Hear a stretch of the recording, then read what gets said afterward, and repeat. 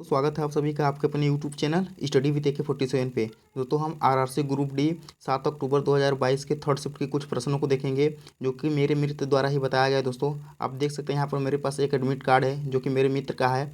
आप यहाँ पे इसका एग्ज़ाम तिथि देख सकते हैं। यहाँ पे जो है परीक्षा तिथि 7 अक्टूबर 2022 और जो इसका सत्र जो शिफ्ट था वो थर्ड शिफ्ट में इसका एग्ज़ाम था। तो इसी के द्वारा जो भी मुझे प्रश्न बताया गया है वही मैं आप लोगों को भी बताने वाला हूँ। तो चलिए दोस्तों सीधे चलते हैं हम अपने पहले प्रश्न की ओर।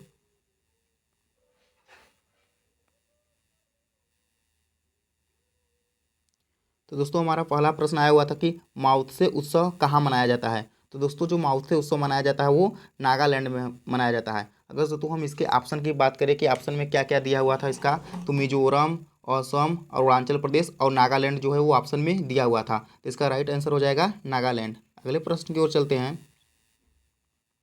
अगला प्रश्न है दोस्तों कि निम्नलिखित में से कौन सा असम का एक बाघ अभयारण्य है। तो दोस्तों उसमें 4 ऑप्शन दिए हुए थे, उसी में से एक जो था वो असम का एक बाघ अभयारण्य था। तो ऑप्शन में दोस्तों काजीरंगा नेशनल पार्क दिया हुआ था। तो इसका राइट आंसर हो जाएगा काजीरंगा नेशनल पार्क। अगले प्रश्न की ओर चलते हैं।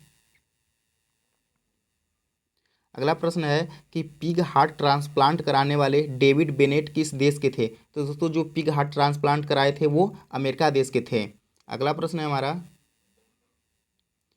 राष्ट्रमंडल खेल में कांस्य पदक जीतने वाले सौरभ घोषाल किस खेल से संबंधित है।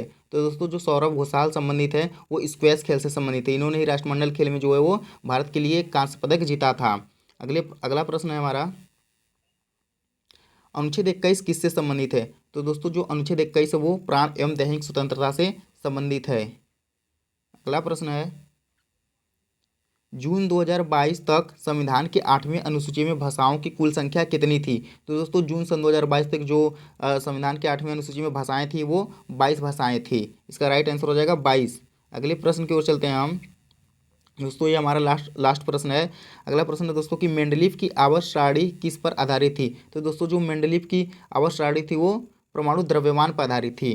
किस पर आधारित थी मेंडलीव की आवर्त सारणी? परमाणु द्रव्यमान पर आधारित है। और दोस्तों कुछ प्रश्न है हमारे पास, तो हम अगले प्रश्न की ओर चलते हैं। दोस्तों अगला प्रश्न आया हुआ था कि फेफड़े की एल्वोली यानी कि जो कुपिका होती है उसका कार्य क्या होता है। तो दोस्तों ऑप्शन बहुत डिफ़िकल्ट दिया हुआ था इसको कि छाँटने में भी इसको ऑप्शन कौन सा सही, इसका पहचानने में भी दिक्कत आ रही थी। दोस्तों मेरे हिसाब से दोस्तों का आंसर सही होगा कि फेफड़े से रक्त वाहिकाओं में ऑक्सीजन के हस्तांतरण की सुविधा प्रदान करता है। ये जो होता है कुपिका के कार्य होता है। अगर दोस्तों गैसों का आदान प्रदान भी रहा हुआ ऑप्शन में तो ये भी सही हो सकता है इसका। अगले प्रश्न की ओर चलते हैं दोस्तों।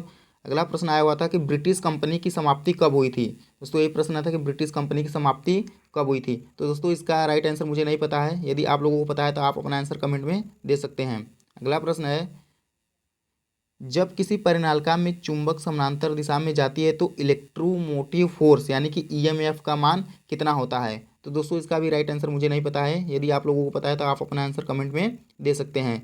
अगर दोस्तों वीडियो जरा सा भी पसंद आई तो वीडियो को लाइक ज़रूर कीजिएगा और चैनल को सब्सक्राइब करके बेल आइकन वाले घंटे को ऑल पे ज़रूर सेट कर लीजिएगा ताकि जो है दोस्तों आपको इस प्रकार की वीडियो की नोटिफिकेशन मिलती रहे।